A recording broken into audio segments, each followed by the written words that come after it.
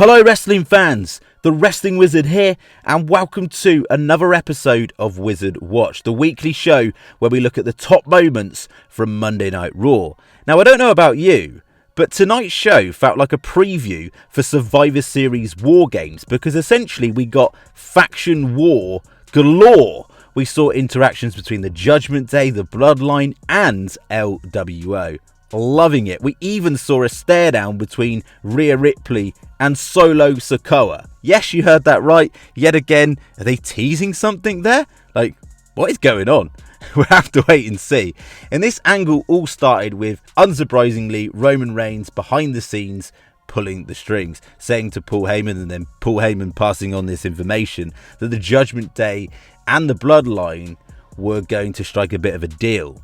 That the Judgment Day would take care of the Bloodline's business in Sami, Matt Riddle and Kevin Owens, if the Bloodline would take care of Judgment Day's business in Rey Mysterio, with Solo Sikoa taking on Rey Mysterio. Now the Bloodline held their end of the bargain. Unsurprisingly, Solo Sikoa destroyed Rey Mysterio. We then got the LWO come out and try and make a save, and we saw this whole interaction between the Usos. However, the Judgment Day weren't able to take care of business and they lost their matchup. So as Paul Heyman said, if they didn't hold their end of the bargain, that the Judgment Day would be in debt to the Bloodline. And this just proves yet again that the Bloodline are the main attraction, the dominant faction within WWE. And again, this just proves it. Next up, we gotta talk about Trish Stratus. Oh, Trish, you badass. She admitted to being the one who attacked Lita. Like, ouch, what a little devil. But at the same time, I love the promo from her.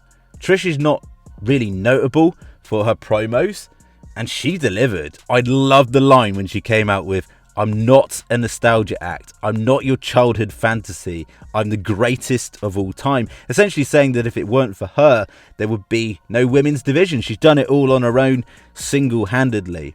Maybe she felt embarrassed for losing the tag championships alongside Becky, therefore vented her frustration by attacking her best friend and Lita, attacking Becky, which brings up the question, where is this going to lead?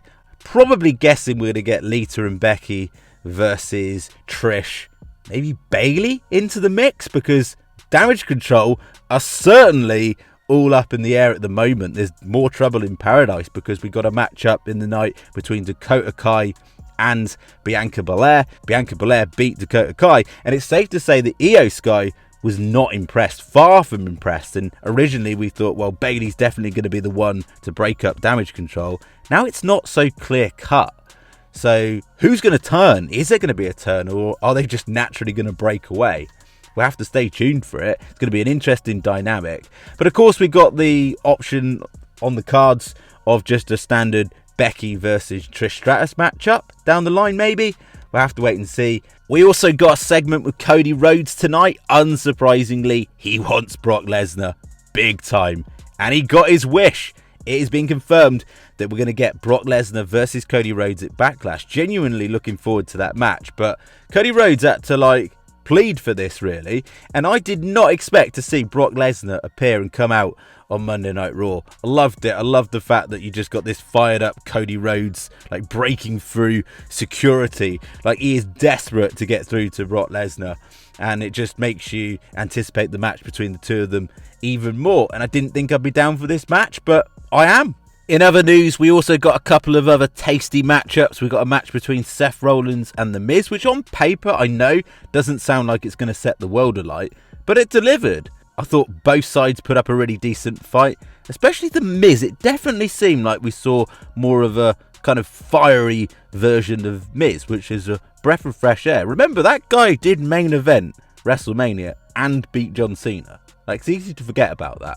We also got a matchup between Bobby Lashley and Austin Theory, where Lashley was definitely inserting himself as the dominant one, until, of course, unsurprisingly, Bronson Reed got involved and attacked Bobby Lashley. And this makes sense because this just adds to their feud.